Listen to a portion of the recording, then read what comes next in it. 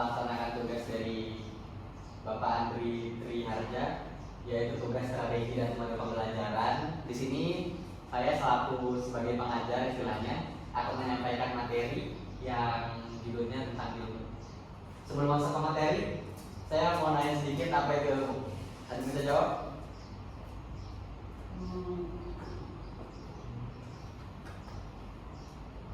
Saya cepat. Silakan. Ilmu itu pengetahuan yang kita dapat dari seseorang. Oke, baik. Ada lagi?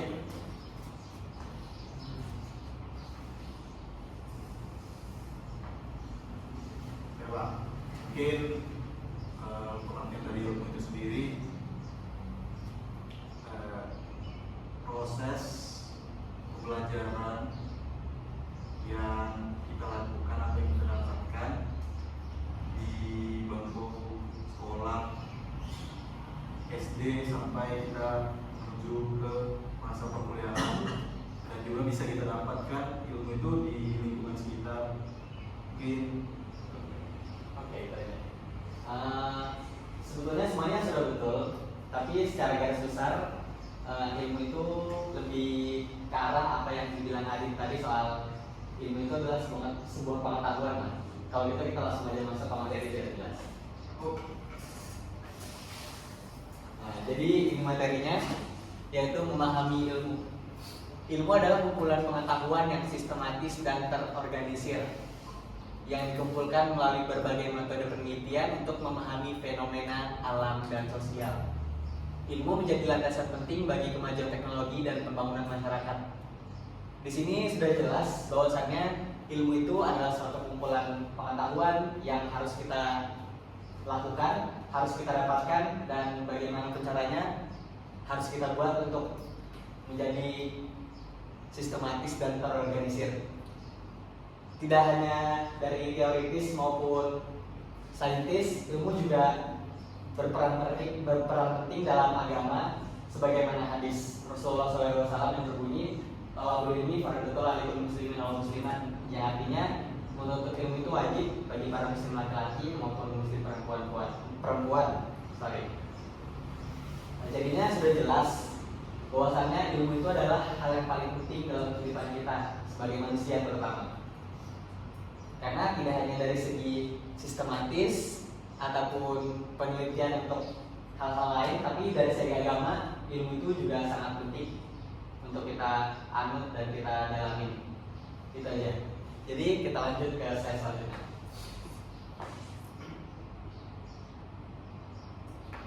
Oke. Jadi definisi ilmu ada 3, yaitu pengetahuan sistematis, prinsip dan teori, dan yang terakhir adalah metode ilmiah. Yang pertama, pengetahuan sistematis. Ilmu merupakan sekumpulan pengetahuan yang disusun secara logis dan terstruktur. Jadi di sini jelas bahwasannya kalau kita ingin membagi ilmu itu, tidak semata-mata kita hanya membagi tanpa memikirkan dengan cara apa dan bagaimana susunan-susunannya. Jadi ilmu itu harus kita sampaikan secara terorganisir. Caranya seperti apa? Seperti kita diajarkan oleh dosen-dosen, guru-guru kita waktu kecil. Kalau misalnya setiap pelajaran itu pasti ada yang namanya latar belakang dulu, mulai dari pengertian, kenapa penelitian itu dilakukan. Kemudian setelah penjelasan itu selesai, barulah kita masuk ke kayak kedalaman materi, dan materi itu tuh buat apa dilakukan, seperti itu. Dan yang kedua, prinsip dan teori. Ilmu dikembangkan berdasarkan prinsip-prinsip dan teori-teori yang diterima secara ilmiah. Nah, untuk menyampaikan ilmu tadi juga, walaupun sudah terorganisir, tapi kita juga harus punya sumber yang kita kembangkan berdasarkan prinsip-prinsip dan teori itu yang sudah dikaji orang yang jauh di atas kita, baik secara ilmiah, secara harfiah, ataupun yang lain-lain. Seperti itu secara singkatnya. Dan yang ketiga adalah metode ilmiah. Ilmu diperoleh melalui penerapan metode ilmiah yang sistematis dan teruji. Kalau tadi kita sudah bisa mengembangkan berdasarkan prinsip dan teori, ya kan? Selanjutnya kita harus menggunakan metode ilmiah, yaitu kita uji dengan baik lalu kita buat lagi secara sistematis dan kita kaji ulang lagi sampai kita rasa tepat dan orang lain tepat, lalu kita sampaikan ilmu itu ke orang-orang. Mungkin seperti itu. Kita lanjut ke slide selanjutnya. Tapi sebelum lanjut, ada yang mau ditanya? Lanjut langsung ya. Baik, kita lanjut ke slide selanjutnya.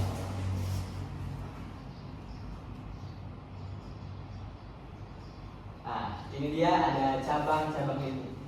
Cabang-cabang ilmu juga dibagi menjadi 3. Sebetulnya kenapa dibilang cabang? Ya karena untuk memudahkan kita untuk membagi-bagi lah hitungannya. Karena misalnya dijadikan satu, maka sulit bagi kita untuk memikirkan bagaimana cara membaginya.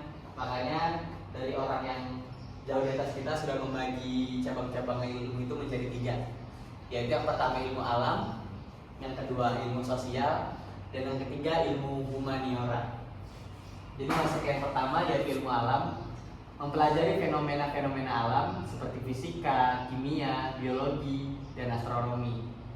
Ya kalian semua sudah tahu lah apa yang dimaksud dari itu, yaitu fisika, kimia, biologi, dan astronomi. Ya anda perlu dijelaskan lebih jauh lagi. Langsung aja ke ilmu sosial, mempelajari perilaku dan interaksi manusia dalam masyarakat seperti sosiologi, ekonomi, dan politik. Jadi tidak lepas dari yang ilmu alam aja, kita juga dalam ilmu itu mempelajari banyak hal, salah satunya sosiologi atau sosial. Sosiologi di sana tuh yang maksudnya kita mempelajari ilmu untuk membaur perilaku masyarakat, bersosialisasi lah dalam bahasa sekarang tuh. Kayak contohnya banyak, gotong royong ataupun lomba secara tim.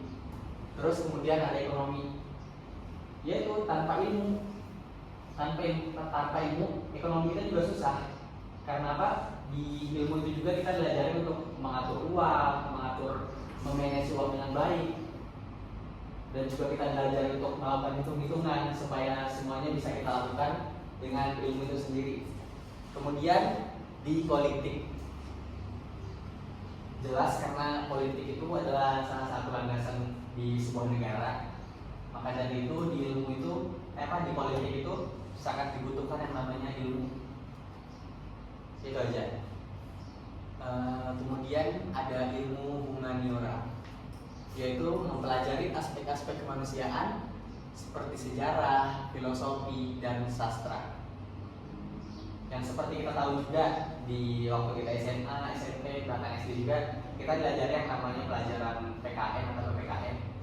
Di situ kan kita juga belajar ilmu tentang sejarah kita, bagaimana kita berjuang lah, apalah, kita melawan penjajah untuk mendapatkan kemerdekaan.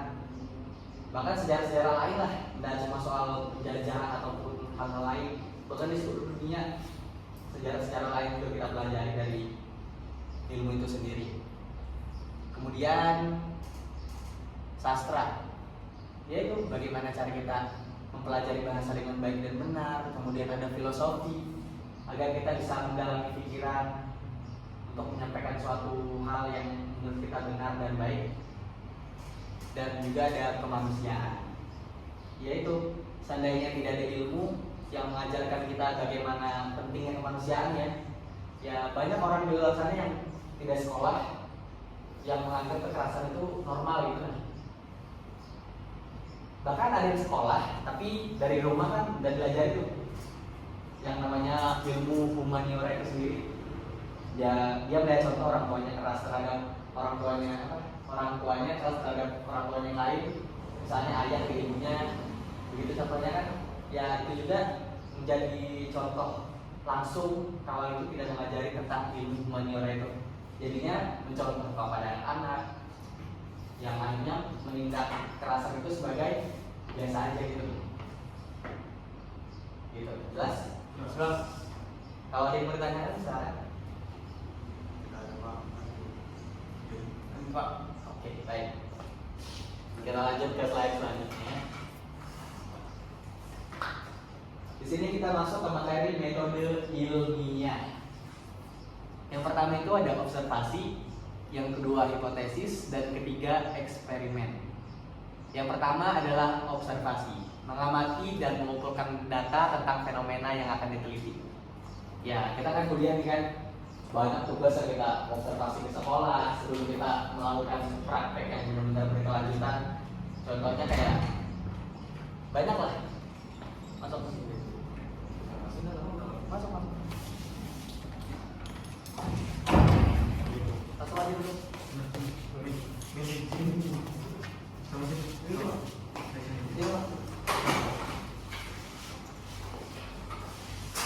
Oke, lanjut observasi tadi kan. Ya, kita banyak tugas tentang observasi ke sekolah sebelum melakukan praktek yang berkelanjutan tadi. Ya, saya rasa tidak perlu dijelaskan karena semua orang di sini sudah pernah melakukan tugas yang kesannya melakukan observasi sebelum melakukan praktek. Secara singkatnya adalah mengamati dan mengumpulkan data tentang fenomena yang akan terjadi. Yang kedua adalah hipotesis. Hipotesis adalah membuat dugaan sementara tentang hubungan antara variabel-variabel yang terlibat. Jadi tadi kalau misalnya kita magang atau kita mau melakukan SBK di sekolah, yaitu kita harus membuat dugaan-dugaan dulu gitu kan. Kayak misalnya magang lah contohnya. Kita harus melihat kayak, oh anak-anak di sekolah ini orangnya di sini nih. Jadi seperti itu. Jadi untuk mendefinisikan ilmu itu harus bersangkut paut. Mulai dari kita mengobservasi dulu, lalu kemudian melakukan hipotesis untuk melihat apa yang terlibat untuk kita masukkan ke dalam laporan kita tadi dan untuk kita bagikan ke orang-orang ini sebagai ilmu yang harus kita pelajarkan ke orang-orang. Dan yang ketiga adalah eksperimen. Nah, eksperimen ini adalah melakukan percobaan untuk menguji hipotesis dan mengumpulkan data empiris.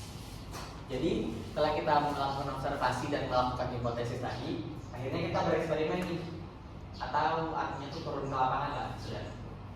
Istilahnya sudah melakukan secara berkelanjutan dengan mengamati dan ikut aktivitasnya, kayak gitu. Kemudian eksperimen itu sendiri juga gimana ya? Dilakukan secara sistematis juga. Dalam pasal, pokoknya semua poin-poin dari ilmu tadi itu semua itu bersangkutan. Jadi eksperimen dan semata-mata habis kita melakukan observasi dan hipotesis, kita jalankan aja terus. Dan semata-mata kayak gitu loh. Harus susun rapi. Iya, harus tersusun rapi. Mungkin di sini tidak dijelaskan karena ini cuma secara singkat.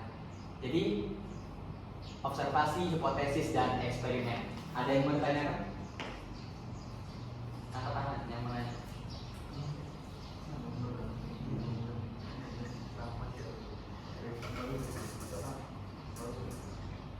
Lanjut. Oke, lanjut. Nah, ini kita masuk ke salah satu yang penting nih dari yaitu peranan ilmu dalam kehidupan. Pertama, meningkatkan pemahaman. Yang kedua, mendorong inovasi. Yang ketiga, memecahkan masalah. Dan yang keempat adalah meningkatkan kualitas hidup. Yang pertama itu ilmu membantu kita memahami dunia dan fenomena yang terjadi di sekitar kita. Ya, contohnya kalau di zaman sekarang ya, apalagi anak-anak yang istilahnya bahasa yang sekarang itu Gen Alpha, anak-anak 2010 sampai sekarang. Kalau kan kita dari kecil tuh mengajarkan mereka ilmu soal main HP, komunikasi lah. Yaitu salah satu contoh yang paling cepat untuk kita mengetahui fenomena yang terjadi di sekitar kita. Mungkin kalau kita dulu dengan kita membaca buku, ya kan, dari SD. Cuman karena kita membahas zaman sekarang, jadinya yaitu anak-anak dari kecil sudah disuguhkan HP, makanya lebih cepat untuk menangkap informasi dari fenomena sekitar atau dari luar. Kemudian mendorong inovasi. Ilmu mendasari perkembangan teknologi dan mendorong terciptanya inovasi-inovasi baru.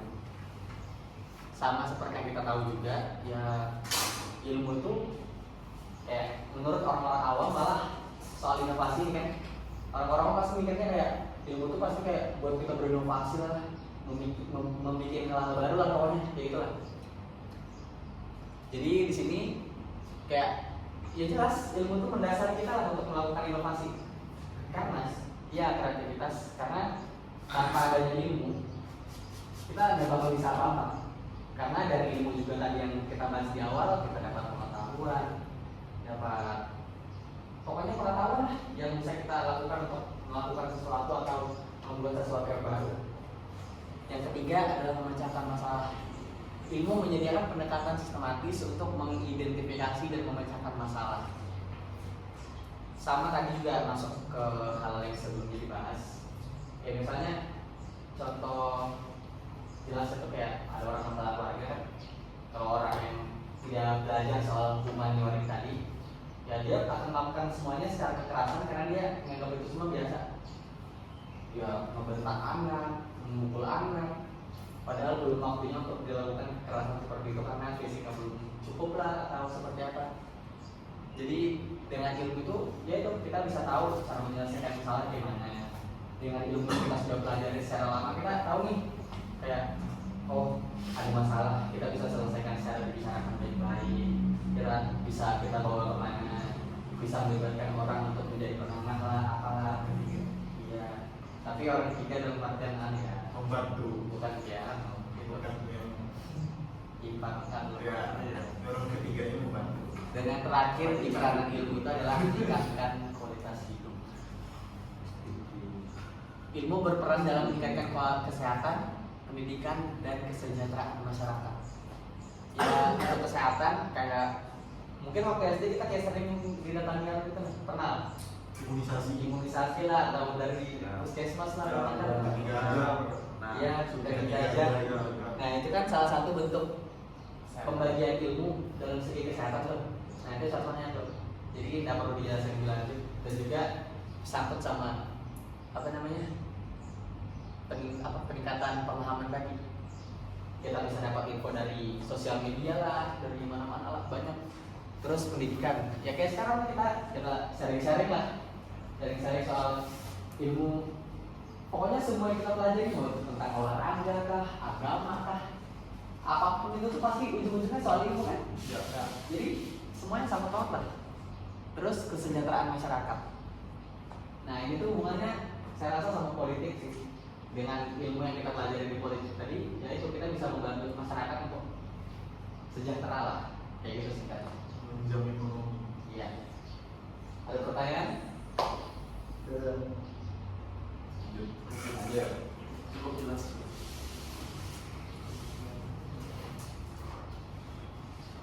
Nah, kemudian kita masuk ke etika dan tanggung jawab. Yang pertama ada integritas, tanggung jawab, kolaborasi, dan etika.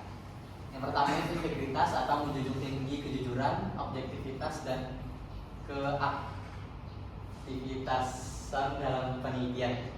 Ya, integritas itu sudah disebut itu menjunjung tinggi kejujuran atau bahasa singkatnya itu bertanggung jawab dari apa yang kita lakukan, dari apa yang kita sampaikan. Kita harus berintegritas atas hal itu sendiri karena kita menyampaikan sendiri kan. Ya dalam arti singkatnya itu tanggung jawab. Kemudian tanggung jawab itu sendiri mempertimbangkan dampak penelitian terhadap masyarakat dan lingkungan. Setelah tadi berintegritas, ya kita harus kembali bertanggung jawab terhadap apa yang kita sampaikan tadi seperti yang saya bilang, karena semuanya bersangkutan, ya baik itu terhadap masyarakat ataupun terhadap lingkungan. Kemudian kolaborasi, bekerja sama dengan ilmuwan lain untuk berbagi pengetahuan dan sumber daya. Ya sebenarnya nggak harus sama ilmuwan. Ya kayak kita sekarang kan kolaborasi kan tugas ini. Jadi kita cari tugas, kita berbagi pengetahuan karena kita sesama mahasiswa olahraga pertama. Dan yang terakhir adalah etika. Mematuhi prinsip-prinsip etika dalam proses penelitian dan pemanfaatan hasil. Ya etika penting karena dengan etika kita bisa belajar sopan santun. Pokoknya saya rasa etika tuh sebetulnya bisa mencakup semuanya. Kita bisa berintegritas kalau kita tuh bisa beretika dengan baik. Kita bisa bertanggung jawab kalau kita bisa beretika dengan baik. Jadi itu aja di slide ini. Ada lagi yang mau bertanya?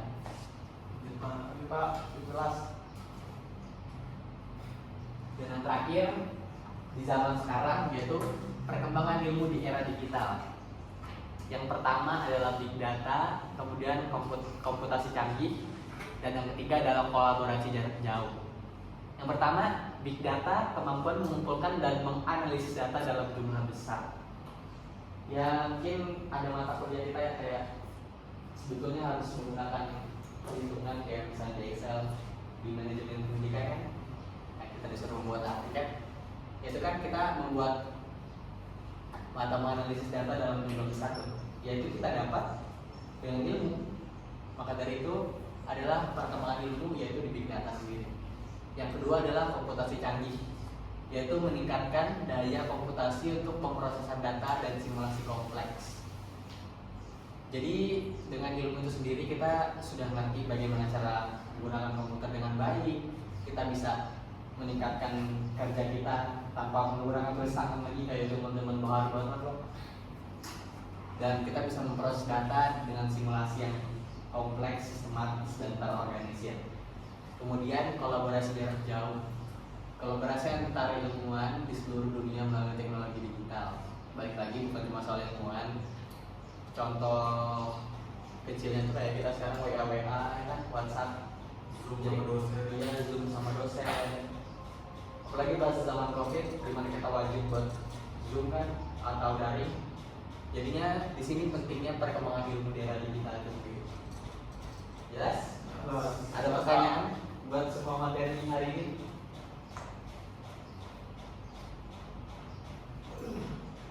Benar? Jadi oke, kesimpulannya itu ilmu menjadi fondasi penting bagi kemajuan dan kesejahteraan umat manusia.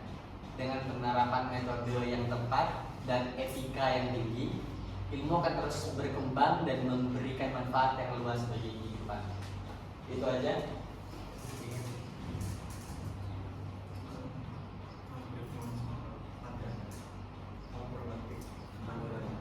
Oke, itu aja materi dari saya. Maaf kalau misalnya ada kesalahan bahasa atau kesalahan kata. Kurang lebihnya saya mohon maaf. Assalamualaikum warahmatullahi wabarakatuh. Waalaikumsalam warahmatullahi wabarakatuh. Assalamualaikum warahmatullahi wabarakatuh. Waalaikumsalam warahmatullahi wabarakatuh. Gimana rasanya hari ini kalian? Baik. Ya, alhamdulillah. Kita dibekali kesempatan ya. Ya, ini Di sini saya Muhammad Fazil Adrin ingin presentasikan bahwa olahraga sebagai gaya hidup sehat. Dari gaya hidup sehat sendiri kita memiliki kategori 6. Ada 5 kategori, yaitu pengantar olahraga, manfaat dari olahraga sendiri, jenis-jenis olahraganya juga. Terus ada olahraga dan kesehatan, dan ada tips olahraga yang efektif. Di sini pengantar olahraga sendiri itu yaitu ada definisi olahraga, yaitu aktivitas fisik yang dilakukan untuk menjaga kesehatan dan kebugaran tubuh sendiri. Seperti kalian pemanasan, terus jogging atau lari, supaya tubuh bisa sirkulasi darahnya itu berjalan terus dan lancar, sehingga seperti itu. Terus sendiri itu ada sejarah singkatnya olahraga juga. Perkembangan olahraga dari zaman kuno hingga sekarang modern selalu ada pastinya sendiri ya. Dan juga pentingnya olahraga dalam kehidupan sehari-hari.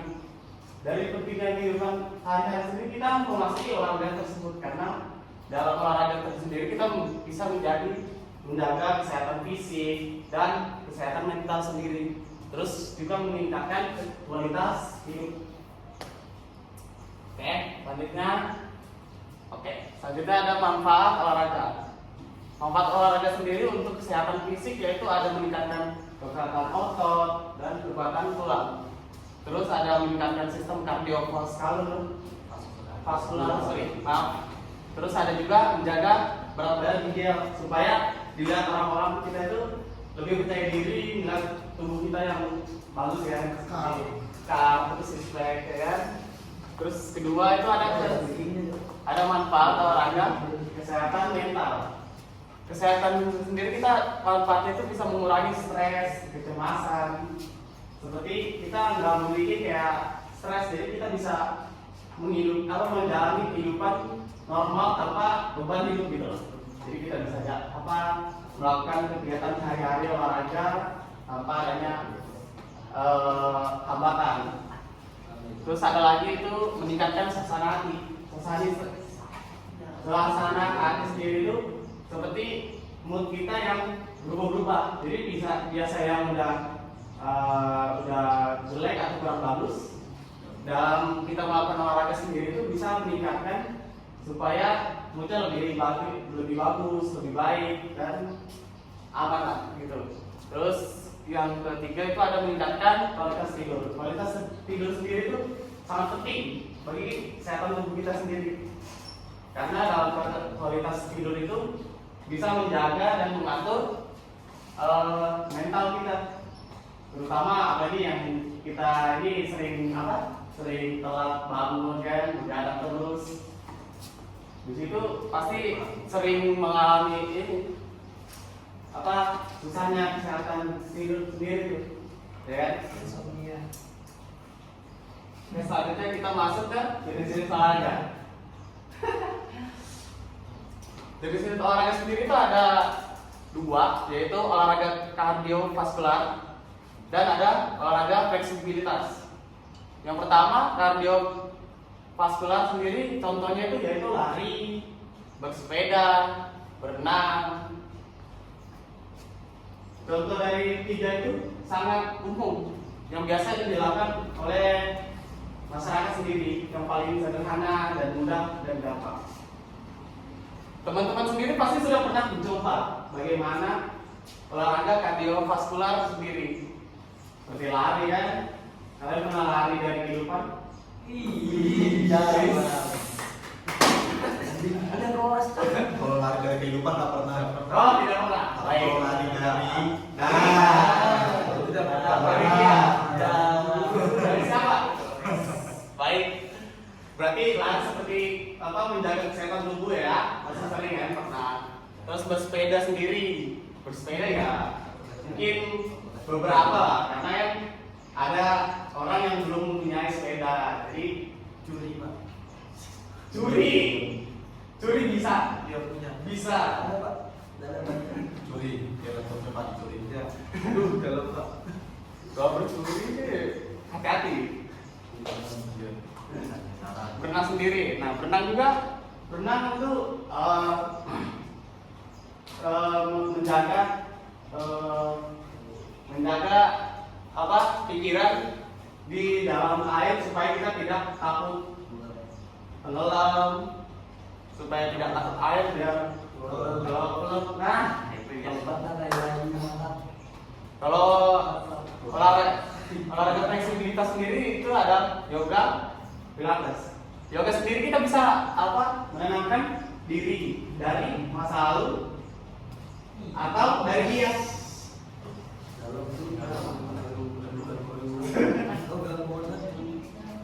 Ya, olahraga fleksibilitas yoga itu sebenarnya bisa untuk menenangkan diri kita. Jadi supaya rileks, supaya menjaga mengatur tubuh supaya lebih sehat lagi. Baik, selanjutnya olahraga dan kesehatan. Olahraga dan kesehatan sendiri ini pengaruh, yaitu ada 3. Pengaruhnya olahraga terhadap kesehatan jantung, pengaruhnya olahraga terhadap kesehatan mental, dan olahraga sebagai pencegah penyakit. Olahraga terhadap kesehatan jantung sendiri itu biasa itu mengaruhi supaya meningkatnya sirkulasi darah, supaya kita lebih sehat, lebih tenang, lebih teratur lah. Yang kedua itu mengurangi resiko penyakit jantung. Teman-teman sendiri apakah tahu penyakit jantung itu yang seperti apa?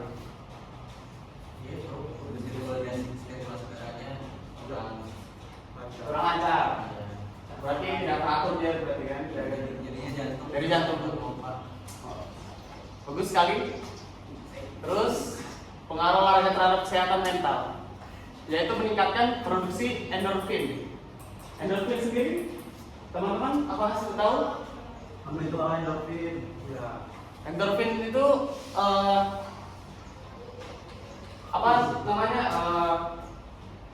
mungkin seperti kayak kecemasan atau enggak pengaruh dari mentalnya. Jadi bisa melakukan olahraga biar lebih lancar produksinya biar lebih lancar lagi. Pak. Ya? Dari yang saya cari endorfin itu adalah yang hormon yang membuat kita senang bahagia. Oh, baik. Maaf, ini saya salah mengartikan. Ya, betul.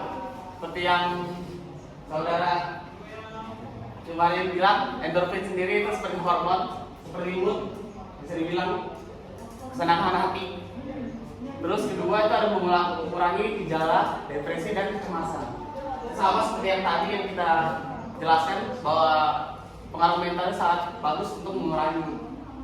Yang ketiga itu ada olahraga sebagai pencegah penyakit, yaitu mengurangi resiko diabetes tipe 2 dan meningkatkan sistem kekebalan tubuh. Di sini kita bisa meningkatkan sistem kekebalan tubuh dari hanya olahraga, teman-teman.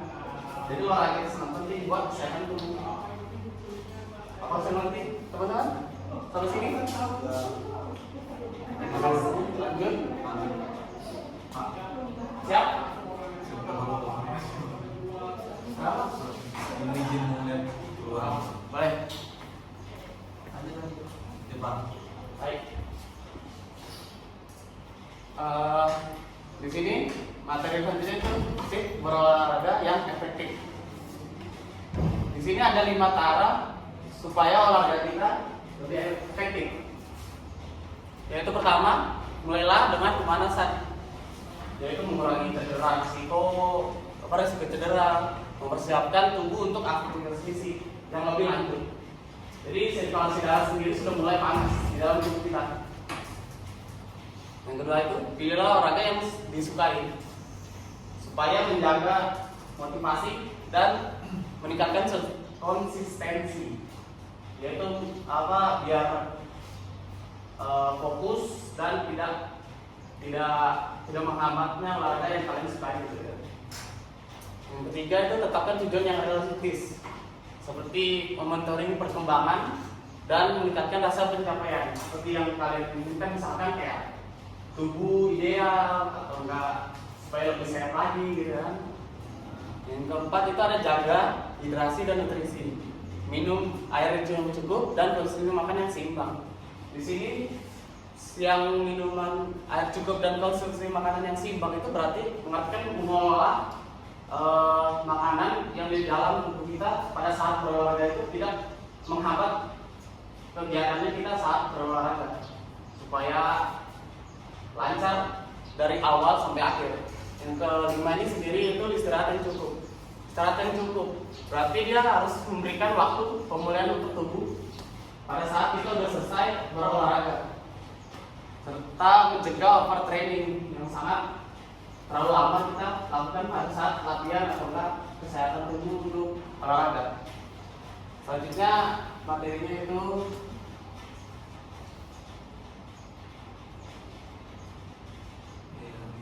mungkin dari materi yang tadi mungkin kesimpulannya cuman bisa sampai rekapitulasi manfaat olahraga, kesehatan fisik, mental, dan sosial, serta pentingnya memasukkan olahraga dalam rutinitas memperbaiki kualitas hidup agar semua orang berolahraga bisa lebih sehat dan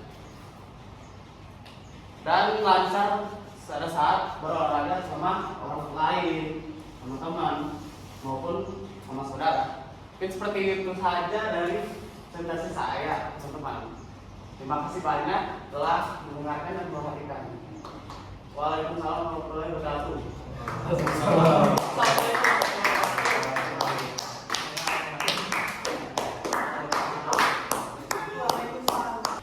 Assalamualaikum warahmatullahi wabarakatuh. Waalaikumsalam warahmatullahi wabarakatuh. Di sini saya ingin menjelaskan tentang sejarah olahraga. Baik Pak. Seperti yang teman-teman ketahui, olahraga itu adalah kegiatan yang bertujuan untuk mengolah tubuh kita agar menjadi sehat. Sejarah olahraga sendiri telah menjadi bagian integral dari peradaban manusia selama berabad-abad, berawal dari aktivitas tradisional, ritual. Olahraga berkembang menjadi fenomena global yang membawa kesehatan, persaingan, dan persatuan di antara masyarakat. Baik, dari zaman peradaban sebelum Masehi, entah itu dari zaman Mesir kuno, olahraga itu sudah ada, entah itu dari olahraga tradisional, dari spiritual yang membuat orang menjadi bergerak, melakukan kegiatan apa saja, itu bisa disebut olahraga. Sehingga menjadi badan menjadi bugar, terus pikiran sehat, tidak menjadi sakit-sakitan. Baik, sampai sini sudah paham? Saya lanjut ya. Ya Pak. Oke, asal usul olahraga di dunia. Yang pertama, pada zaman kuno, olahraga seperti lari, gulat, dan lempar lembing sudah dipraktikkan sejak zaman prasejarah di berbagai peradaban kuno seperti Mesir, Yunani, dan Cina. Oke, pada zaman kuno, olahraga itu sudah ada seperti lari, lempar lembing, gulat. Karena pada zaman dulu orang-orang berburu menggunakan tombak, memanah, perang. Terus satu lagi di sini ada olahraga berkuda. Pada zaman dulu sudah ada kuda kan? Selanjutnya gulat. Karena di situ pada zaman dulu laki-laki menunjukkan jati dirinya dengan cara bergulat agar bisa mengekspresikan dirinya. Contohnya kan sekarang jadi olahraga internasional gulat dan dipromosikan di Olimpiade. Selanjutnya abad pertengahan, seperti panahan, berkuda, dan permainan bola berkembang di Eropa selama abad pertengahan sebagai kegiatan kaum bangsawan. Nah, seperti yang saya bilang tadi, di abad pertengahan ini dimasukkan olahraga seperti panahan, berkuda, dan pertama lagi seperti permainan bola di zaman Eropa. Karena di zaman Eropa kan termasuk zaman dulu yang sudah paling modern, perkembangan pesat Eropa punya. Di situ seperti olahraga panahan, berkuda, dan olahraga sepak bola itu yang dimiliki kaum bangsawan karena memiliki finansial yang cukup. Selanjutnya era modern, revolusi industri dan olimpiade modern di abad ke-19 mendorong standarisasi dan popularisasi olahraga di seluruh dunia. Semakin canggihnya zaman, semakin canggihnya teknologi, olahraga itu meningkat pesat. Contohnya seperti sekarang sepak bola ada VAR-nya, kalau bola voli ada challenge-nya untuk mengetahui kesalahan-kesalahan yang tidak berada di lapangan. Mungkin dari asal usul olahraga ini ada yang ingin ditanyakan? Ya Pak. Ya, saya lanjut ya. Ya Pak. Oke. Setelah kita masuk ke sejarah olahraga di dunia, sekarang kita masuk ke negara kita sendiri, yaitu perkembangan olahraga di Indonesia. Awal abad 20, olahraga modern seperti sepak bola, bola basket, dan atletik mulai masuk ke Indonesia pada awal abad ke-20 dibawa oleh penjajah Belanda. Pada saat itu kan Indonesia lagi dijajah Belanda tuh. Olahraga-olahraga yang seperti sepak bola, bola basket, dan atletik dibawa oleh mereka sehingga masuklah ke Indonesia. Selanjutnya setelah awal abad 20 masuk ke masa kemerdekaan, di mana setelah kemerdekaan pemerintah Indonesia berusaha mengembangkan olahraga nasional sebagai bagian identitas budaya dan semangat patriotisme. Contoh olahraga yang membuat Indonesia dikenal di mancanegara seperti silat, bulu tangkis, terus seperti yang kemarin viral sprinter, jogging, sehingga membuat Indonesia terkenal di mancanegara. Karena ini masa kemerdekaan Indonesia berusaha mengembangkan olahraga yang bisa berprestasi bagi Indonesia. Selanjutnya masa kini, olahraga di Indonesia terus mengalami kemajuan dengan penyelenggaraan kompetisi nasional dan partisipasi atlet Indonesia di ajang internasional. Contohnya seperti kegiatan Asian Games, SEA Games, terus Olimpik. Meskipun Indonesia belum Olimpik ya. Sepak bola sekarang lagi kualifikasi dulu. Oh betul sekali. Kualifikasi Piala Dunia Utara ketiga. Nah, selanjutnya saya lagi karena di sini kalian sudah pasti paham lah ya sejarah Indonesia. Oke, olahraga tradisional yang berada di Indonesia. Sebenarnya banyak sekali olahraga yang berada di Indonesia ini. Olahraga tradisional ya, seperti paktia, lomba kodok, dan banyak lainnya. Tapi di sini yang kita bahas cuma ada 4, yaitu pencaksilat, pacur galur, sepak takraw, dan egrang. Pertama, pencak silat, yaitu seni bela diri tradisional yang berangkat dari budaya Melayu dan berkembang di berbagai wilayah Indonesia. Yang kedua, batu jalur, lomba perahu tradisional yang populer di Sumatera Barat dan menjadi ikon budaya setempat. Yang ketiga, sepak takraw.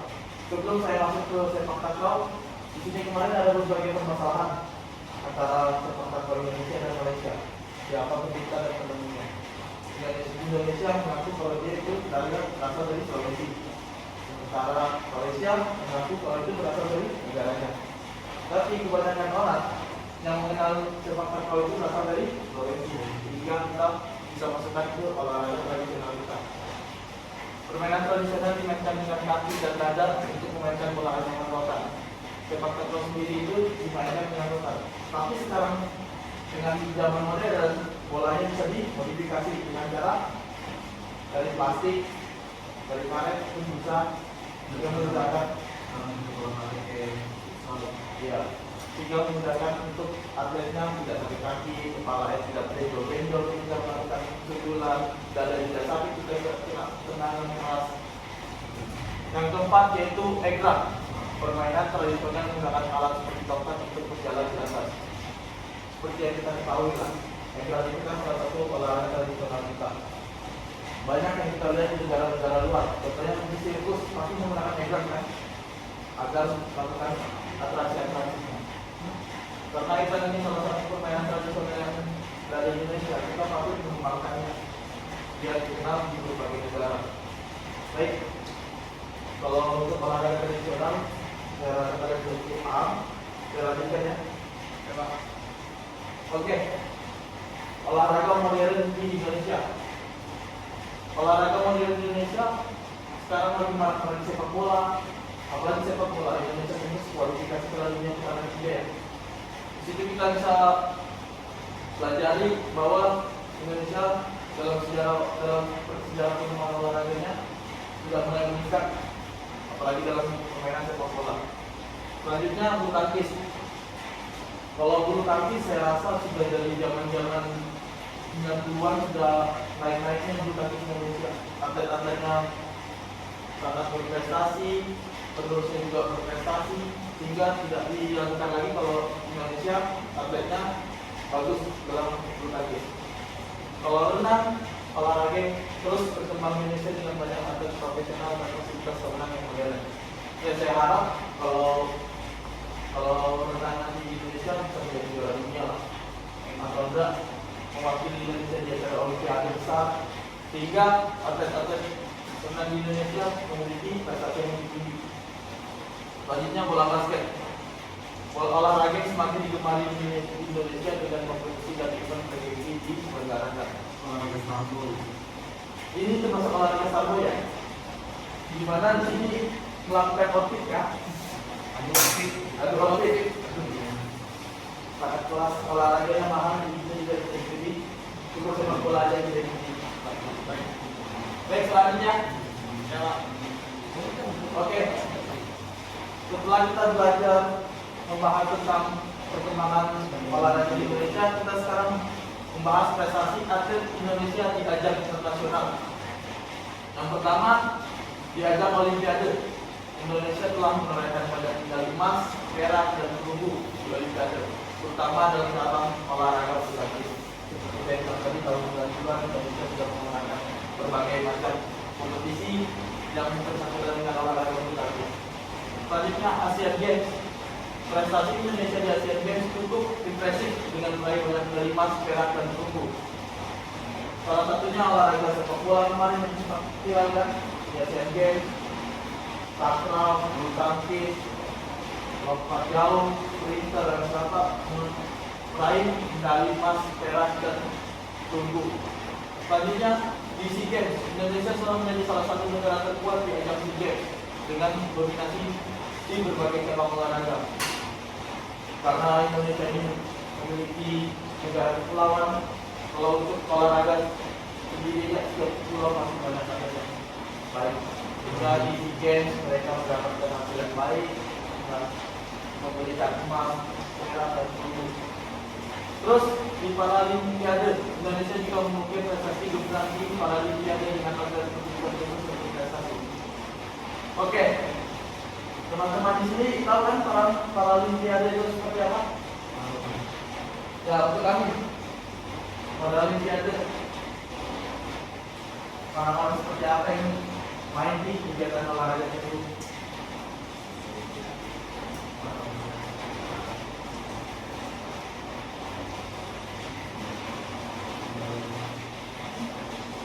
Apa ya? Belum tahu sih, Pak. Ada pertanyaan yang lain? Ada yang bisa bantu kami? Siap, ada sih. Paralimpiade itu adalah olahraga yang dilakukan oleh atlet berkebutuhan khusus itu ada dalam olahraga sepak bola. Dan dia ada yang misalnya kakinya masuk yang bermain dengan kontak. Kalau kiper mungkin ada yang tangannya satu aja atau cacat di bagian mana, kemudian dia bisa ikut di perlombaan Paralimpiade mewakili negara-negara masing-masing. Oke, Amin sudah cukup paham? Baik, kita lanjut ke selanjutnya. Oke, salah satu pengaruh globalisasi terhadap olahraga di Indonesia. Yang pertama teknologi, kedua komersial, dan ketiga partisipasi. Kemajuan teknologi informasi dan komunikasi telah meningkatkan popularitas dan akses olahraga di Indonesia.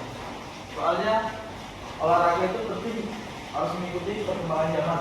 Semakin canggih teknologi, semakin penting juga kita harus mengejarnya. Contohnya seperti Indonesia sudah masuk VAR kalau dalam sepak bola.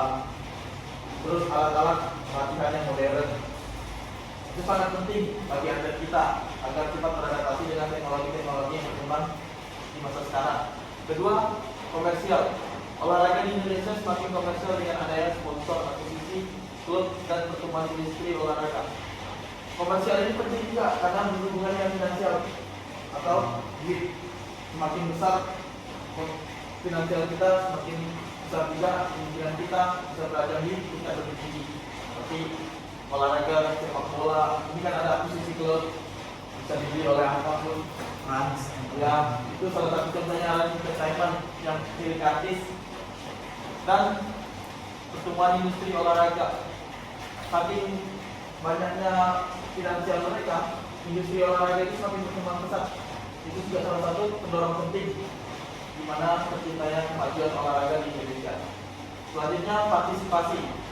Globalisasi telah mendorong partisipasi masyarakat dalam berolahraga dan mengikuti kompetisi tingkat internasional. Ya, di sini kita dapat simpulkan partisipasi itu adalah kegiatan kita atau kemauan kita untuk melakukan kegiatan olahraga yang membuat prestasi bisa meningkat. Contohnya seperti sepak bola itu kan olahraga prestasi, bulu tangkis olahraga prestasi.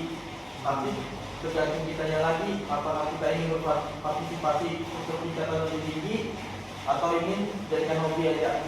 Oke? Sampai di sini ada yang ingin ditanyakan? Pas. Selanjutnya, yang terakhir, tantangan dan peluang olahraga di masa depan. Tantangannya adalah infrastruktur yang terbatas, pendanaan yang tidak memadai, dan yang kurang profesional. Baik, salah satu tantangan terberat yang berada di Indonesia adalah infrastruktur yang terbatas. Tidak usah jauh-jauh, kita berada di Kaltim aja. Kegiatan pokok sendiri aja kita sudah bisa lihat kayak mana terbatasnya sarana prasarananya, pendanaan yang tidak memadai, banyak orang berlomba untuk mengambil keuntungan yang lebih besar sehingga tidak berjalannya dengan baik. Selanjutnya, manajemen yang profesional. Sebelum olahraga itu bisa meningkat dengan pesat, kita harus melihat dulu susunan organisasinya. Apakah itu baik manajemen yang dilakukan ketika melakukan organisasi olahraga tersebut, ketika sudah berjalan dengan baik, di situ kita bisa lihat olahraga itu akan berkembang pesat. Contohnya seperti sepak bola sekarang, sepak PSSI, ya, restorin, kita bisa tahu dia sangat serius, Ini Sintayong Milih Sintayong. Selanjutnya peluang. Popularitas olahraga yang meningkat, dukungan pemerintah yang lebih baik, teknologi dan inovasi yang mendukung. Kembali lagi ke sepak bola. Karena sekarang sepak bola Indonesia lagi meningkat pesat. Di situ kita lihat perkembangan sepak bola Indonesia sangat pesat sekali naiknya dari peringkat 100 berapa sampai naik. Di situ kita lihat popularitasnya makin meningkat. Di mana partisipasi penonton pendukung Indonesia tuh berbondong-bondong nonton meskipun tidak bisa langsung secara live di stadion, pakai proyektor sama nonton bareng, dukungan pemerintah hingga membuat nobar kemarin contohnya yang di segini itu kan nobar tuh cewek-cewek yang merawat bola bola betul.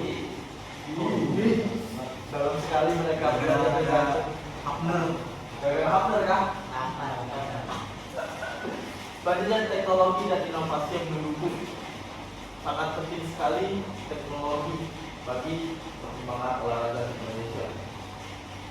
Kalau peluang teknologi Indonesia bagus dalam olahraga, saya rasa cukup. Contohnya sepak bola lagi, Indonesia bisa berlaga di kelas Piala Dunia tahun 2026. Baik inovasi yang mendukung. Di situ kita dapat melihat ya seperti apa, penontonnya kayak apa.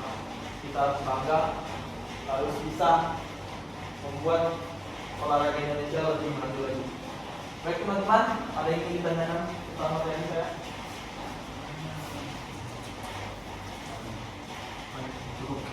Oke, baik, kalau tidak ada yang ingin ditanyakan, saya akhiri saja ya.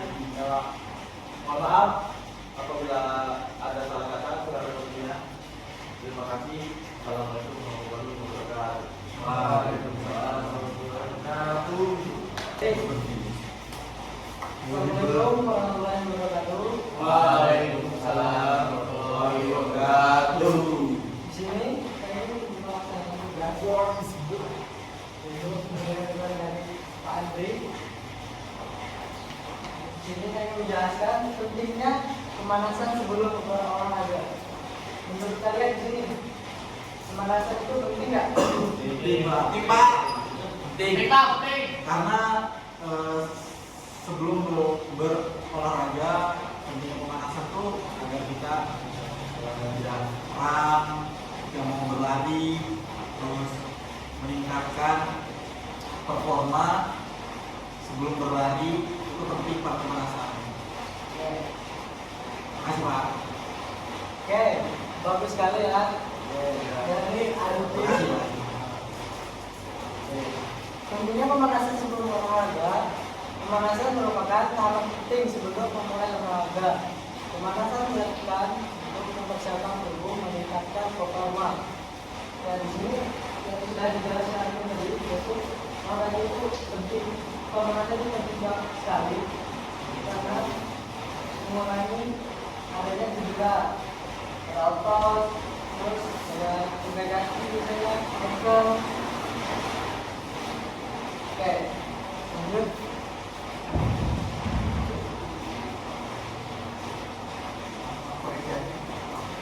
Lanjut di sini yaitu definisi pemanasan dan tujuannya. Pemanasan adalah serangkaian gerakan ringan yang dilakukan sebelum olahraga.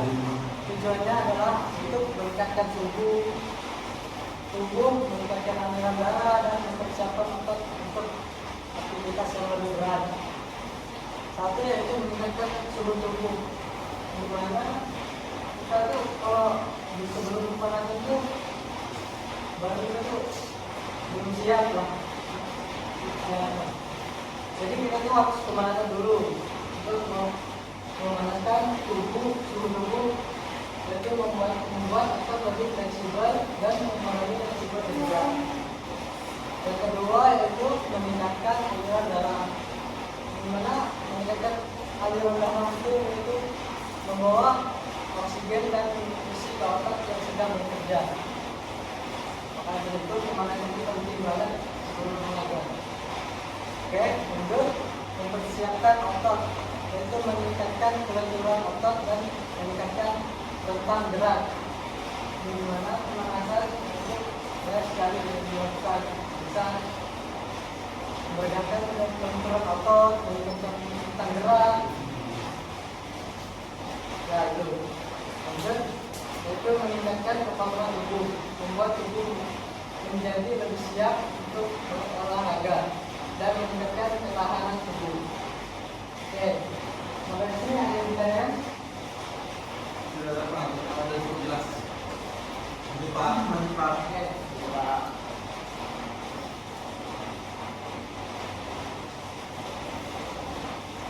Lanjut, yaitu manfaat pemanasan sebelum berolahraga. Pemanasan memberikan banyak manfaat bagi tubuh.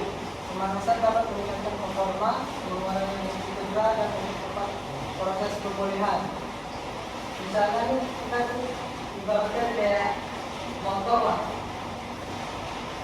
Kalau kaki itu harus dipanaskan, Ya Pak. ya seperti kayak motor. Kalau nggak dipanasin itu bisa inilah perhatian aja tidak tahu gitu. Terus jalan motor itu kurang enak, kayak Mario kalau dipanasin berbet. Ya, justru paling gimana rasanya? Kenapa?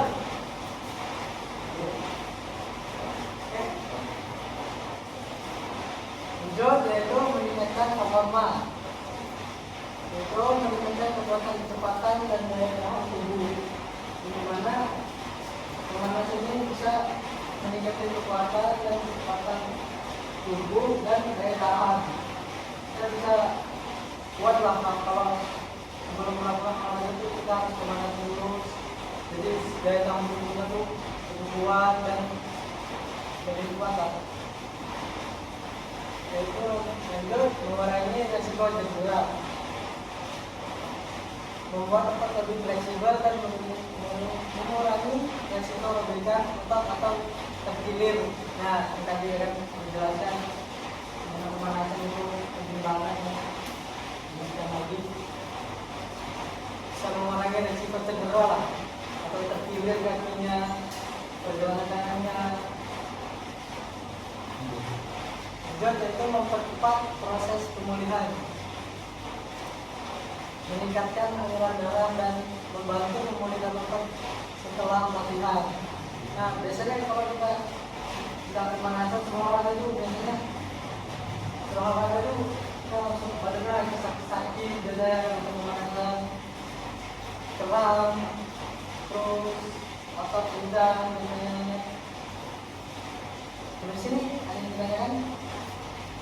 Kita Pak. Oke, yuk. Lanjut, yaitu jenis-jenis gerakan pemanasan. Ada beberapa pemanasan yang dapat dilakukan, yaitu gerakan dinamis, gerakan statis, dan kardio.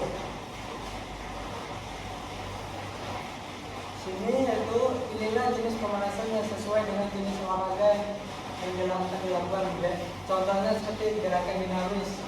Gerakan dinamis melibatkan gerakan yang berulang-ulang seperti ayunan lengan, rotasi bahu, jogging ringan. Lanjut, yaitu gerakan statis. Gerakan statis melibatkan menahan posisi tertentu seperti peregangan otot betis atau otot paha. Lanjut, yaitu gerakan kardio. Gerakan kardio seperti jogging ringan atau bersepeda meningkatkan detak jantung dan seluruh tubuh. Di mana di sini pemanasan itu ada jenis-jenis lah. Jadi khusus ada beberapa khusus gerakan. Kayak gerakan dinamis ada pemanasan juga beda, fokus ke dinamis, statis juga fokus ke kaki atau paha. Lanjut yaitu kardio, yaitu pemanasan pernapasan lah. Karena kita melakukan aktivitas seperti jogging, bersepeda, di mana itu detak jantung sangat terlalu tinggi. Oke, lanjut. Pak. Durasi dan intensitas pemanasan yang tepat. Durasi dan intensitas pemanasan harus disesuaikan dengan jenis olahraga yang tingkat kebugaran. Yaitu pemanasan ringan. Untuk olahraga ini seperti jalan santai, pemanasan biasanya dilakukan lebih dari 5 atau 10 menit minimal. Lanjut, pemanasan sedang. Untuk olahraga sedang seperti jogging, pemanasan jogging, sepeda, lari. Pemanasan dapat dilakukan selama 10 sampai 15 menit. Oke. Lanjut, pemanasan berat. Pemanasan olahraga berat seperti latihan beban. Pemanasan dapat dilakukan selama 15 sampai 20 menit. Ada yang bertanya?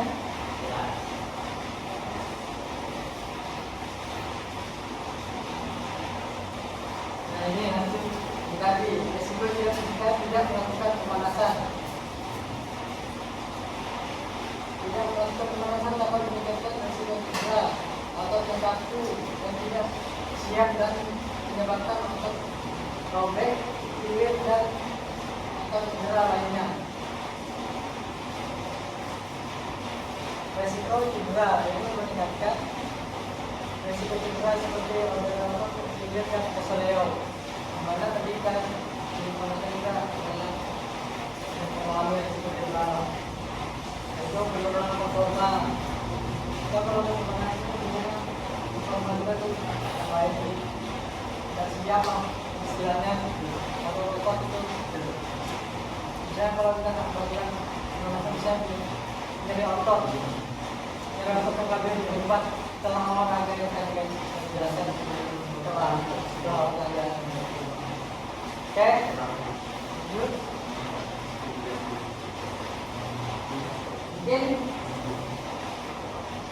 Mungkin itu saja. Jika ada pertanyaan boleh ditanyakan. Jelas. Jelas, Pak. Oleh saya Pak, ini sedikit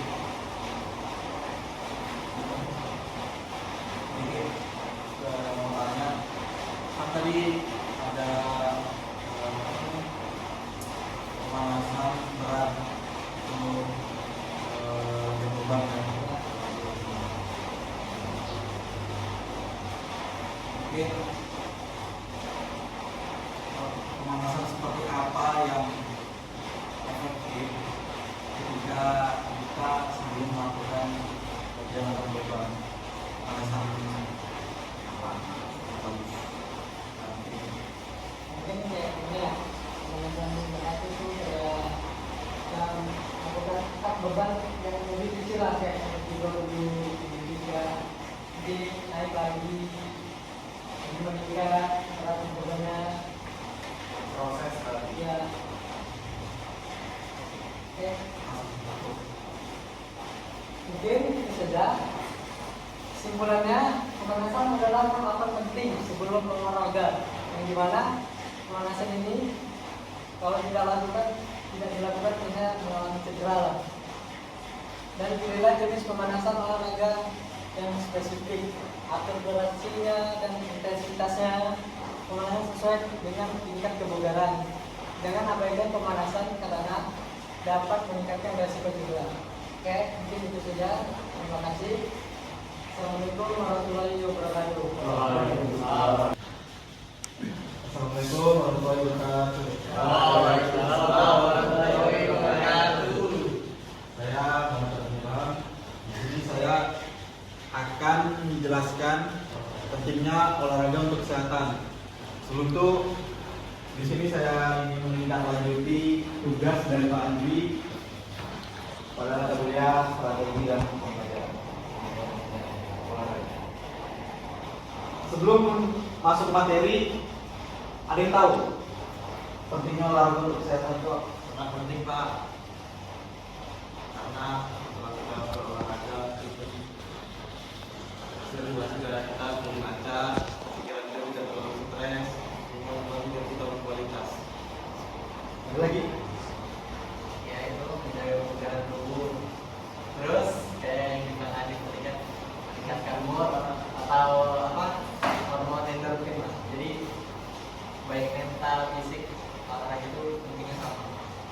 untuk meningkatkan kualitas hidup lah bisa dibilang. Apa lagi? Cukup? Mengurangi stres, menghilangkan stres. Mungkin masnya banyak stresnya. Iya. Ini lagi stres. Ya, ini pasti mengulang. Ya, kita lanjut ke pentingnya olahraga untuk kesehatan. Olahraga itu sendiri adalah kunci untuk menjaga kesehatan tubuh dan jiwa. Dengan berolahraga secara teratur, tubuh akan menjadi lebih bugar, kuat, dan tahan terhadap penyakit. Olahraga juga dapat membantu meningkatkan mood, mengurangi stres, dan mendukung kesejahteraan mental yang seperti tadi disampaikan. Lanjut. Manfaat berolahraga secara rutin.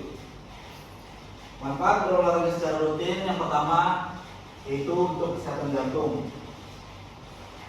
Olahraga secara rutin dapat meningkatkan kesehatan jantung dan memperkuat otot jantung. Yang kedua, meningkatkan kekuatan fisik. Berolahraga secara teratur dapat membangun kekuatan otot, fleksibilitas, dan daya tahan tubuh. Mungkin di kekuatan fisik ini kita sudah pernah mengalami ketika kita mata kuliah seperti atletik, futsal, sepak bola, silat, bulu tangkis, voli, basket, renang sudah kita jalani untuk meningkatkan atau membangun kekuatan otot, fleksibilitas tubuh, dan daya tahan tubuh. Yang lanjut, yang ketiga, kesehatan mental. Olahraga terbukti dapat meningkatkan mood, mengurangi stres, dan menjaga kesehatan mental. Kalau untuk menjaga kesehatan mental, mungkin kita sudah pernah mengalami yang namanya hancur, baik itu dalam diri maupun dari luar lingkungan kita. Ya. Mungkin saja untuk kesehatan mental, karena kalau lebih dalam lagi kita harus butuh anak psikologi biar lebih jelas untuk penilaian mental terhadap tubuh kita. Harus pakai psikologi kok Pak. Ya betul. Terus kita lanjut ke jenis-jenis olahraga yang baik untuk kesehatan. Yang pertama ada lari dan jogging. Olahraga lari dan jogging adalah pilihan yang paling efektif untuk meningkatkan kebugaran jantung dan paru-paru, membakar kalori, dan membangun kekuatan otot. Seperti yang kita lihat di Sempaja, banyak orang melakukan jogging, lari. Mungkin dari kita pernah juga, meskipun jarang ya kan, melakukan olahraga jogging. Lanjut, yang kedua berenang.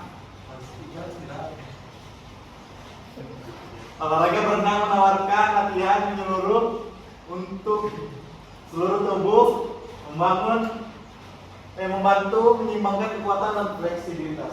Seperti yang kita lakukan di semester 3 kemarin. Apa itu Pak? Berenang. Oke. Di laut. Mata kuliah berenang kita. Ini foto aja, jangan dilihat ya. Ya Pak. Nah, masih juga di kamera.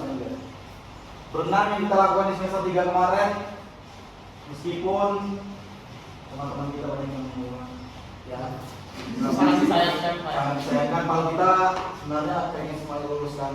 Ya Pak. Mungkin perlu ditingkatkan lagi belajar berenangnya. Konsistennya lagi.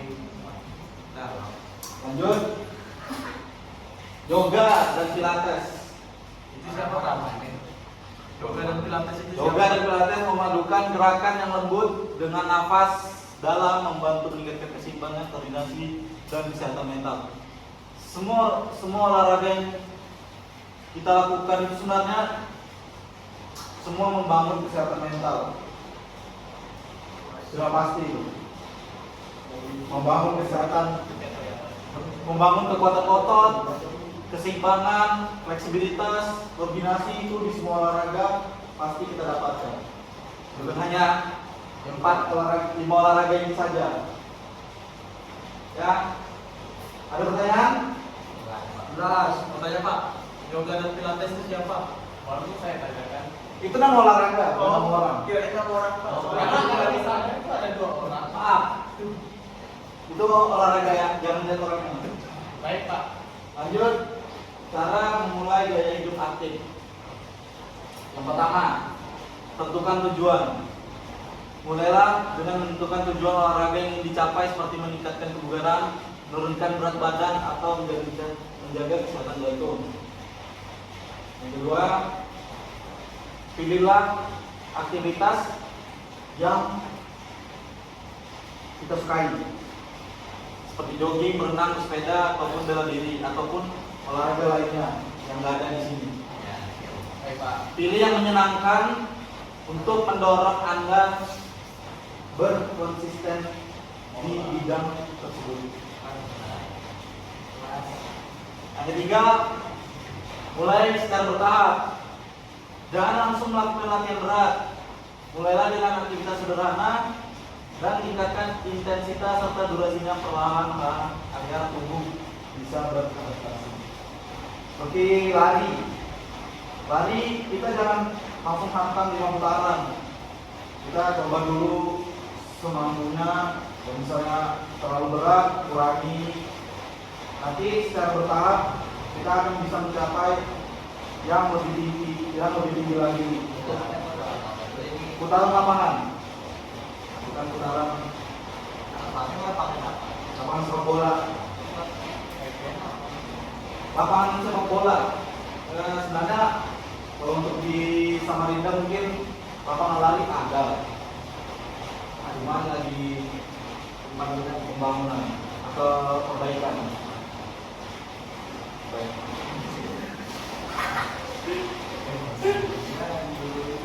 Yang keempat, buat jadwal. Tentukan jadwal olahraga yang realistis dan konsisten, misalnya 3-5 kali seminggu, masukkan ke dalam rutinitas sehari-hari agar menjadi kebiasaan. Jadi itu tadi, kalau lari jangan seminggu sekali, kalau bisa seminggu 3 kali, pas lagi free, jangan pas lagi waktunya lagi capek-capeknya, terus diantar lagi olahraga, jangan. Alhamdulillah, kalau saya semua. Baik Pak. Terus di sini kita lanjut memilih olahraga yang sesuai dengan kondisi tubuh. Yang pertama, pertimbangan fisik. Pilih olahraga yang sesuai dengan kemampuan tubuh Anda, seperti tingkat kebugaran tubuh kita, riwayat cedera kita, dan kondisi kesehatan kita. Olahraga yang tepat akan memberikan manfaat maksimal dengan resiko cedera kita. Misalnya dorong jantung, contoh, terus dipaksa lari 10 putaran, kena kaki itu jantung. Jadi nggak boleh dipaksa. Kita harus menjaga kesehatan tubuh kita. Terus lanjut, preferensi dan minat. Pilih olahraga yang Anda sukai, sehingga Anda akan lebih termotivasi untuk melakukannya secara rutin. Olahraga yang Anda nikmati akan membuat kesehatan Anda terjaga dengan lebih mudah. Mungkin semuanya punya olahraga masing-masing yang disukai, jadi saya nggak mau ribet. Waktu dan sumber daya. Pertimbangan waktu dan sumber daya yang Anda miliki seperti akses ke fasilitas, peralatan, dan biaya. Bila olahraga yang Anda dapat lakukan secara konsisten sesuai dengan kemampuan Anda. Mungkin dari 3 ini ada yang ditanya dulu. Bapak pilihnya olahraga apa ya Bapak nanti? Kalau saya berhubung sudah menjadi pelatih silat di daerah saya, jadi olahraga yang saya pilih pasti silat. Alasannya apa? Karena Bapak sudah menjadi atau menikmati? Saya menikmati banget silat, soalnya saya dulu gendut banget dan saya ikut memulai latihan silat agar bisa merubah tampilan. Tapi ya sekarang balik ke secara awal karena nggak pernah lagi latihan. Baik.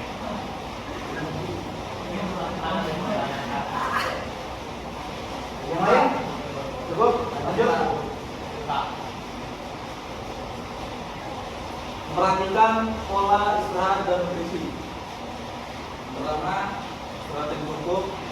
Tidur yang berkualitas dan cukup jumlahnya adalah kunci untuk meningkatkan tenaga setelah berolahraga. Pastikan dapat tidur 7 sampai 9 jam setiap malam. Masih di sini saya perkirakan tidak ada yang tidur 7 sampai 9 jam. Cuma pasti semua rata-rata begadang. Cuma itu tidak baik untuk kesehatan tubuh. Saya ini. Baik Pak. Kita lanjut. Asupan nutrisi yang seimbang. Konsumsi makanan bergizi seperti protein, karbohidrat, vitamin, dan mineral untuk memenuhi kebutuhan tubuh dari makanan yang tinggi lemak dan gula. Ya, kalau untuk asupan makan mungkin di sini makannya apa? Tidak memikirkan asupan nutrisi yang seimbang untuk tubuh. Meskipun atlet pasti juga makannya rata. Iya. Makanan yang selalu diatur saya rasa. Hidrasi yang cukup. Tetap terhidrasi dengan minum air putih secara teratur, terutama sebelum dan selama berolahraga. Mungkin kalau untuk minum, saya yakin anak olahraga jangan minum air putih. Alhamdulillah saya minum air putih banyak. Alhamdulillah. Beberapa ada yang minum. Kalau Anda pasti minum air putih, karena saya tahu Anda nggak bisa.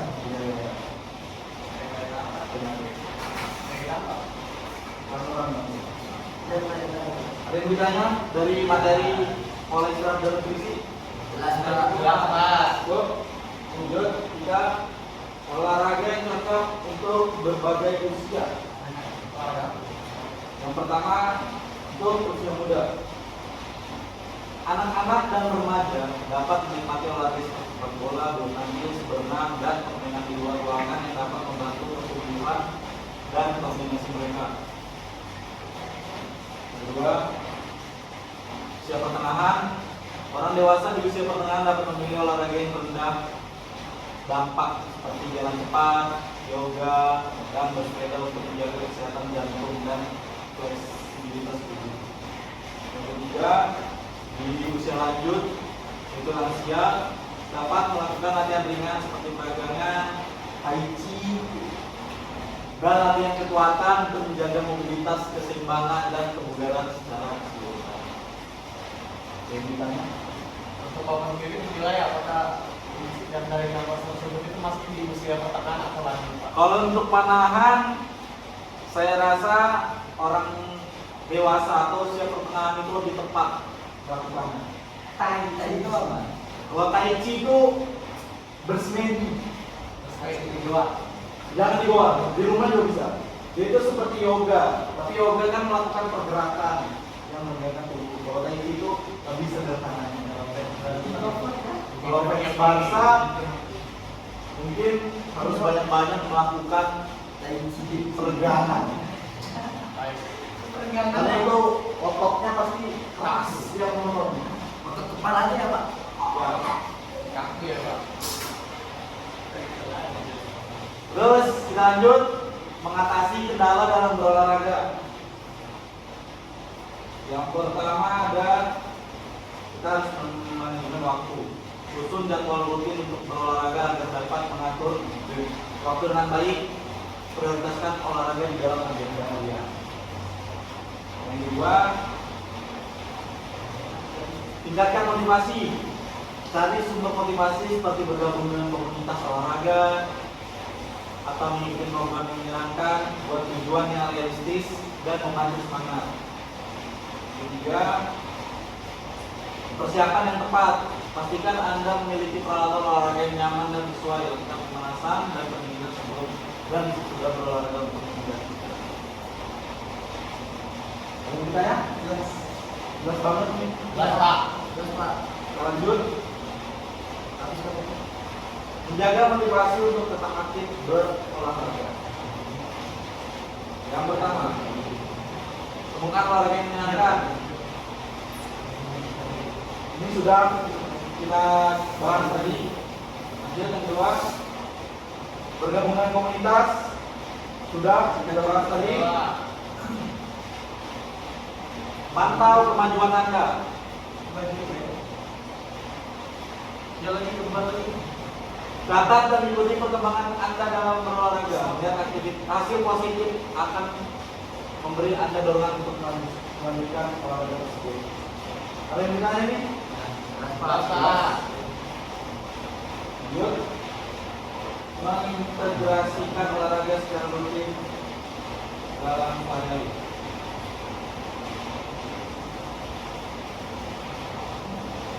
Jadwalkan secara rutin. Mungkin tadi kita udah membahas tentang rutinitas kita berolahraga, yaitu dalam 3 sampai 5 kali dalam seminggu ya, untuk dijadwalkan. Terus aktivitas yang praktis itu kita bisa ketika kita kuliah, aktivitas praktis kita sering lalui naik tangga, berjalan kaki menuju kelas, terus naik motor untuk berolahraga karena yang berolahraga itu sudah sepeda ya. Terus libatkan keluarga karena di sini mungkin ada yang jauh dari keluarga, teman-teman di kelas. Ada baiknya ketika berolahraga mengajak kita untuk berolahraga bersama. Seorang Pak.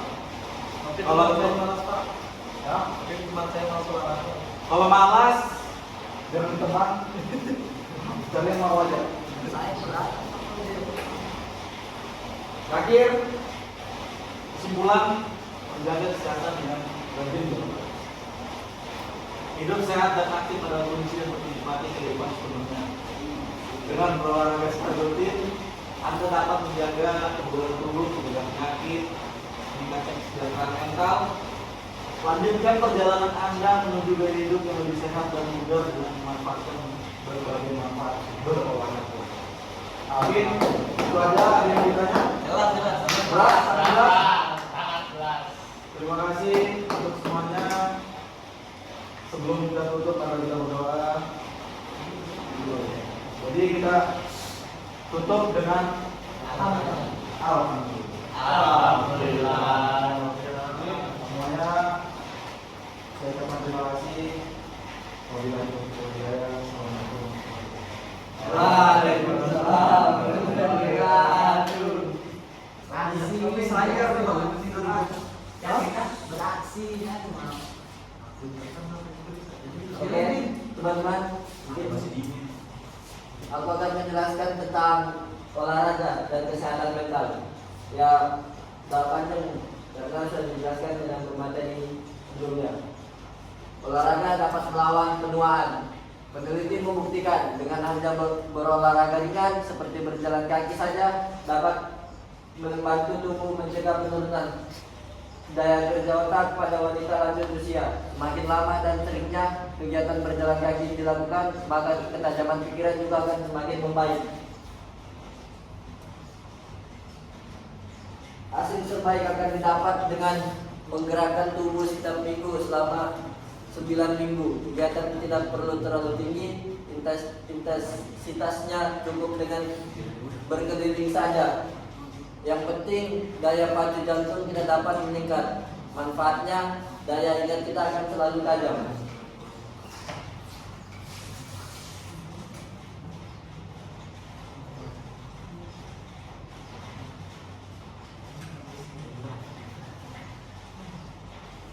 Olahraga dapat meningkatkan perasaan bahagia. Banyak orang yang terkena depresi atau sakit hati memakai obat penenang sebagai jalan keluar. Jalan menuju kebahagiaan secara alami dapat diraih dengan menggerakkan tubuh secara rutin atau berolahraga. Banyak ya orang kalau dia melarikan dengan olahraga, bisa bermain futsal, bermain basket, berenang, lari bisa, main PS bisa. itu olahraga atau permainan? Permainan di sport itu sekarang maksudnya di sport. Tidak ada cabangnya. Olahraga terbukti manjur dalam meningkatkan hormon penumbuhan rasa bahagia dalam otak kita seperti adrenalin, serotonin, dopamin, dan endorfin yang merupakan pembunuh nomor 1 penyakit hati.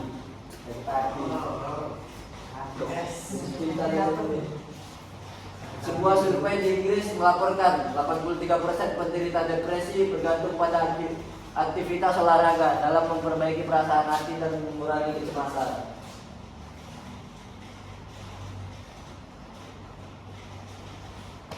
Nah, olahraga dapat meningkatkan kepercayaan diri. Rasa percaya diri dapat dicapai tidak hanya dengan mengendalikan keindahan fisik. Sebuah studi kasus di AS membuktikan kalau para remaja yang aktif berolahraga memiliki kadar kepercayaan diri yang sama kuat dengan teman-teman mereka yang memiliki tubuh dan penampilan indah.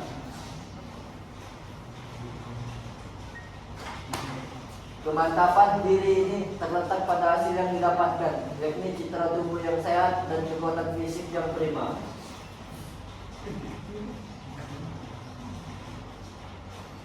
Ya, mungkin sekian saja. Kita akan melanjutkan mungkin dengan melakukan tes breathing. Oke Pak.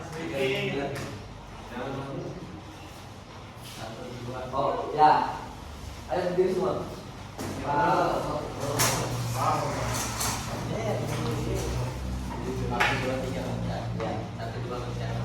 Mungkin kita akan permainan 369 ya.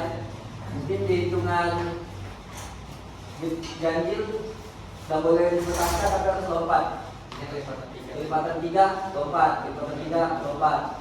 Kalau yang salah ulang kita dari pertama. Oke, percontohnya ya. 1. Satu. Dua. 4. Harus lanjut, salah dulu. Oke. Masa? Paham. 1, 2, 1 tak. Lipatan 3. Nanti pas 11 lalu dulu. 6, 7. Belum, bilang kami. Oke. 7, 8, 9. Gas. Mulai. 1, 2, 4, 5. 7. Generasi kalau salah siapa ini? Ustaz. Dua kali. Kan kita tak olahraga di dalam. Ustaz dua kali. 5 kali. Lima kali. Oke, mulai. 1, 2, 4, 5, 7, 8, 9. Nah,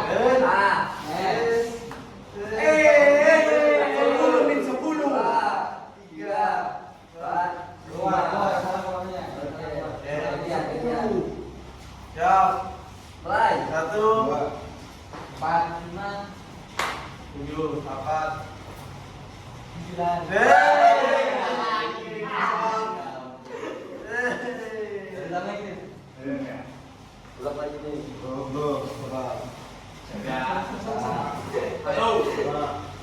4, 5. 8.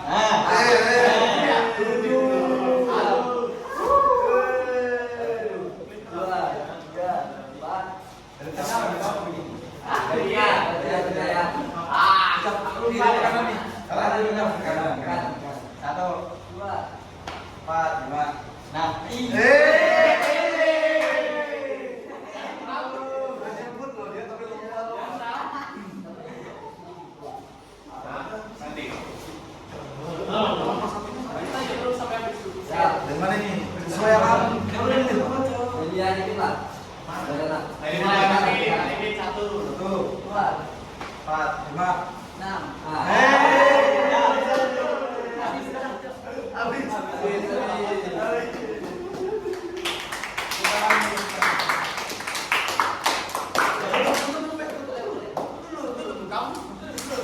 Duduk depan Mimin.